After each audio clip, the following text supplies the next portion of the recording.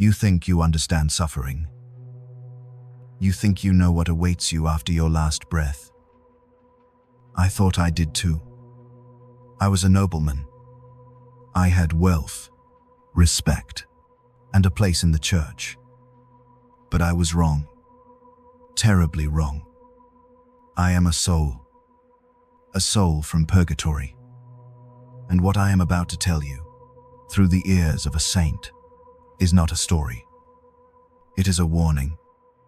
My torments are real, and they are a direct result of a life you might find disturbingly familiar. Listen closely, because your eternity could very well depend on it. This terrifying testimony wasn't whispered to just anyone. It was revealed to one of the most formidable women in Christian history, Saint Bridget of Sweden. This wasn't some simple, uneducated peasant girl. Bridget was a noblewoman, a mother of 8, and a mystic who walked in the halls of power. She advised kings and rebuked popes. Her visions and revelations were so profound, so detailed, that they shook the foundations of 14th century Europe. The church itself investigated her claims for decades, ultimately declaring them to be of divine origin. She was a trusted vessel. So, when a soul from the afterlife was permitted to speak, it spoke through her. And it did not mince words. If you've ever wondered if your actions, even the small ones, truly have consequences, you need to hear this. By the way, if you find these kinds of deep dives into historical mysteries compelling, do me a favor and hit that subscribe button. You won't want to miss what we uncover next. The revelation took place in the solemn silence of a church in Rome. Picture it. Saint Bridget is deep in prayer, her mind and soul entirely focused on God. The world outside, with its politics and plagues, fades away. It is in this state of profound spiritual connection that the veil between worlds grows thin. Suddenly, it's not the voice of God or an angel she hears. It is something else entirely. A voice filled with a type of pain that is alien to mortal ears. A voice scorched by a fire that does not consume, but endlessly purifies. The soul begins its testimony, not as a ghost story, but as a legal deposition from the court of divine justice. It identifies itself as a recently deceased nobleman, someone Bridget may have even known. The first torment the soul reveals is for the sin of pride. He says, "My pride is now crushed and humbled in a terrifying way." On earth, he saw himself as superior. He craved the best seats, the finest titles, the praise of men. He believed his own intellect and status made him better than the common folk. Now, in purgatory, that very pride has become his torture. He explains that he is forced to see himself as he truly is in the eyes of God, a creature of dust, utterly dependent and brought low. Every compliment he fished for, every moment of self-aggrandizement, is now a burning coal of shame.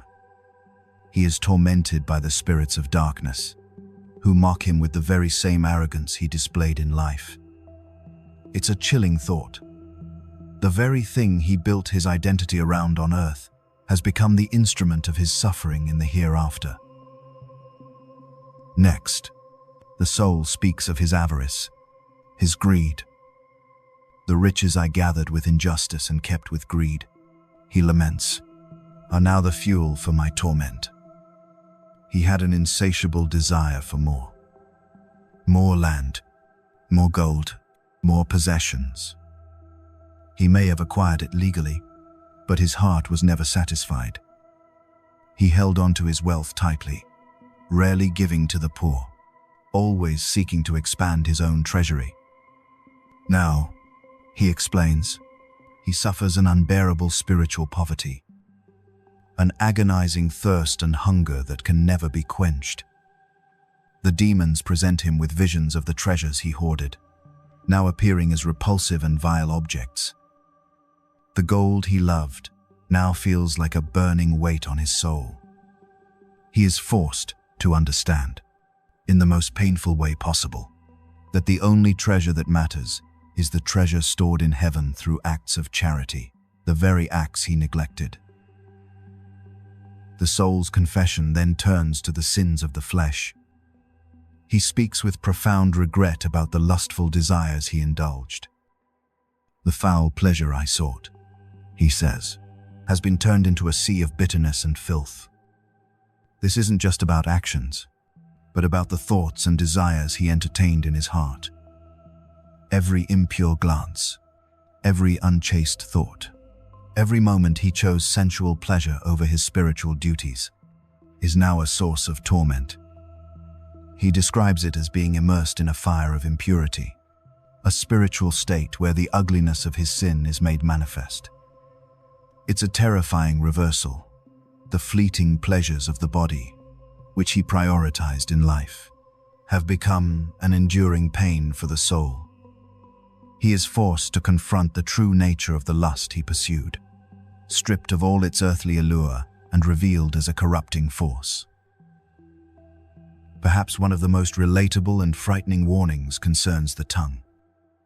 The nobleman confesses to the sins of gossip, slander, and idle chatter.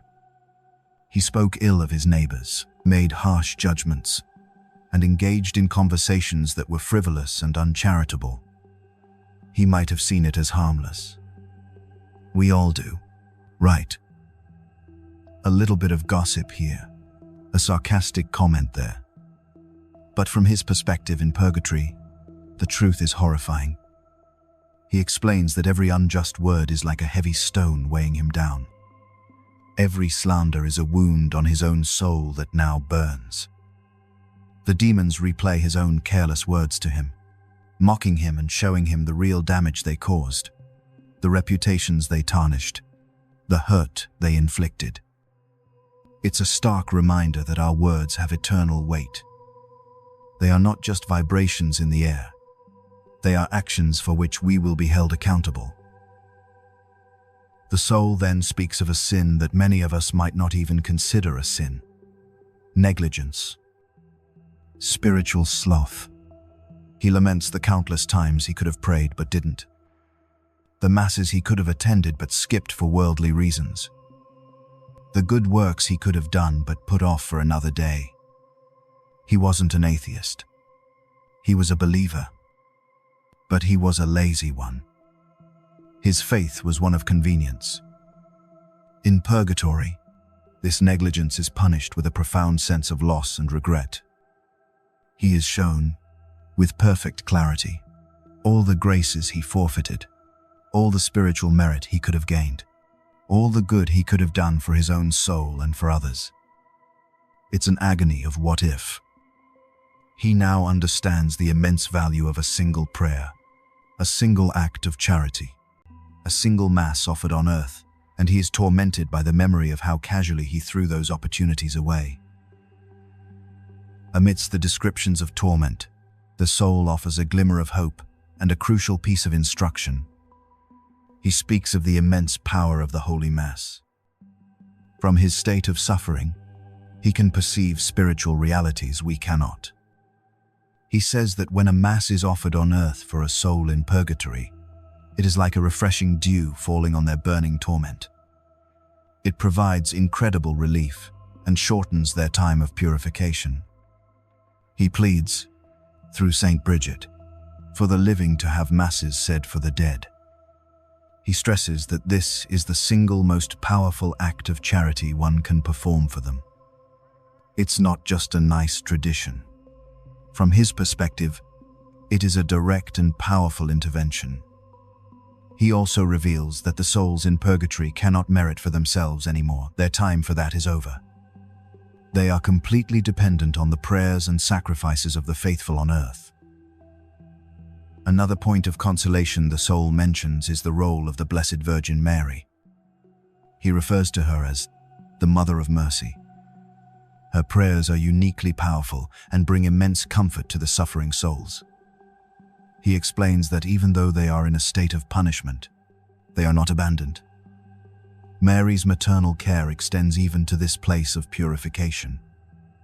The souls turn to her, and her intercession can obtain for them a lessening of their pains and a hastening of their release into heaven. This part of the revelation was a powerful reinforcement of Marian devotion in the 14th century, and it continues to be a source of hope. It shows that even in the face of divine justice, divine mercy is ever present, often working through the hands of a loving mother. The soul clarifies a point of theology that often confuses people. He speaks of two judgments. The first happens the instant you die. It is the particular judgment where your soul, alone before God, sees your life in its entirety with perfect, unsparing clarity. You see every action, every word, every thought, and the true motive behind it all. It is at this moment that your eternal destination, heaven, hell, or purgatory, is decided. But he also speaks of the general judgment at the end of time. He reveals that one of the sufferings of purgatory is knowing that at this final judgment, some of their hidden sins will be made known to all, to the glory of God's justice. While the sins of those who go straight to heaven are covered by God's mercy, the purification of purgatory involves this eventual revelation, a final act of humbling before being admitted to glory. This brings us to the title of this video. Why would a revelation to a canonized saint be considered forbidden or feared? The term is provocative, but it gets at a real historical tension. Private revelations, even to saints, are not on the same level as public scripture. The Church is extremely cautious. This revelation from purgatory is incredibly stark, graphic, and specific. It doesn't pull any punches. For some, its descriptions of suffering were too intense, too frightening. There was a fear it could lead people to despair rather than repentance.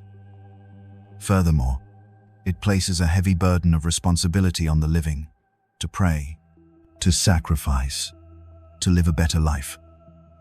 It removes all comfort of spiritual complacency.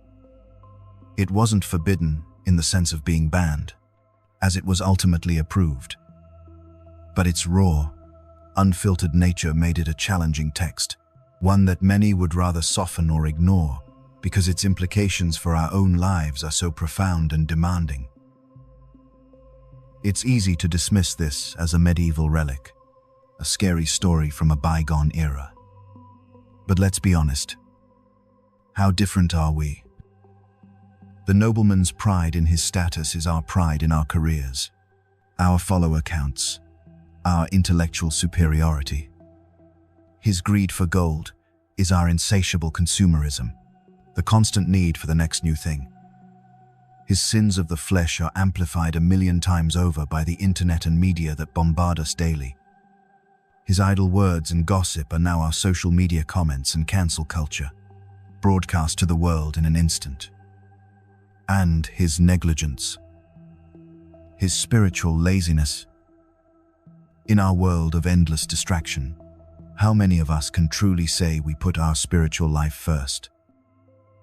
This 700-year-old testimony isn't a history lesson. It's a mirror, and the reflection is deeply uncomfortable. The soul's testimony is a torrent of suffering, but it ends with an undercurrent of hope. The very existence of purgatory is a sign of God's mercy. It is a place for those who have died in God's friendship but are not yet perfect enough to enter the divine presence. The purification, however painful, is a cleansing fire, burning away the remaining dross to prepare the soul for the unimaginable joy of heaven. The soul's ultimate message isn't one of fear, but of urgency. Live differently. Take your faith seriously. Understand that every moment, every choice matters. Pray for those who have gone before you, and live in such a way that you minimize your own need for this terrible but merciful purification. The choice is yours. and it's being made right now. Which of the soul's warnings struck you the most? The pride, the greed, the careless words. Let me know your thoughts in the comments below. It's a conversation worth having.